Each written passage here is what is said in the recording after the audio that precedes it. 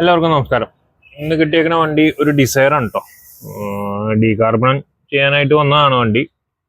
സംഭവം ഒരു 1,60,000 കിലോമീറ്റർ ഓടിയിട്ടുണ്ട്.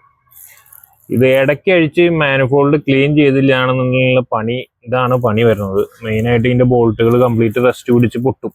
ഇതിപ്പോ മുകളിലത്തെ കംപ്ലീറ്റ് ബോൾട്ടുകൾ പൊട്ടി, ഒരു രക്ഷയില്ല.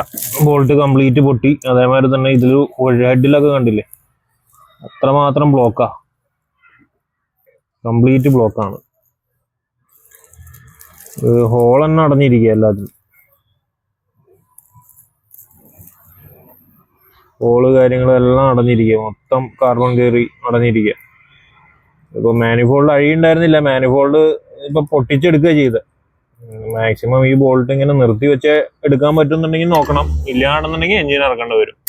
മിക്കവാറും ഇങ്ങനത്തെ വണ്ടികളൊക്കെ എഞ്ചിൻ ഇറക്കിയിട്ടാണ് മെയിനായിട്ട് ചെയ്യാറ്. ഇതിപ്പോ മാനിഫോൾഡ് പൊട്ടിച്ചെടുത്തേക്കണം.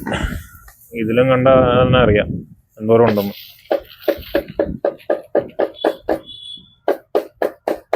ഇതേ പൊടി തന്നെയാണ് ഹെഡിലും ബ്ലോക്കായിട്ട് കിടക്കുന്നത്. മാനിഫോൾഡ് പൊട്ടിക്കാണ്ട് എടുക്കാൻ യാതൊരു വേറൊരു ഇതുണ്ടായിരുന്നില്ല, പൊട്ടിക്ക് തന്നെ വേണമായിരുന്നു.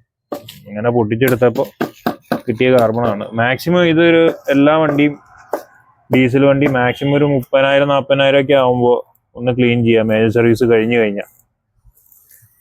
സ്വിഫ്റ്റിന്റെ മെയിൻ ആയിട്ടുള്ള ഈ മുകളിലത്തെ ബോൾട്ടാണ് മെയിനായിട്ട് പൊട്ടുക. താഴത്തെ ബോൾട്ട് ഈസിയായി അഴിഞ്ഞു വരും. ഇതിലൊരു സ്ലീവ് വരുന്നുണ്ട്, ഈ സ്ലീവിലാണ് അത് ഉടക്കിയിരിക്കുക ഫസ്റ്റ് പിടിച്ച്. ഇങ്ങനെ പണി കിട്ടിയേക്കണ ഒത്തിരി ടെക്നീഷ്യന്മാരുണ്ടാവും. കിട്ടിയേക്കണവര് ജസ്റ്റ് ഒന്ന് കമന്റ് ചെയ്യുക.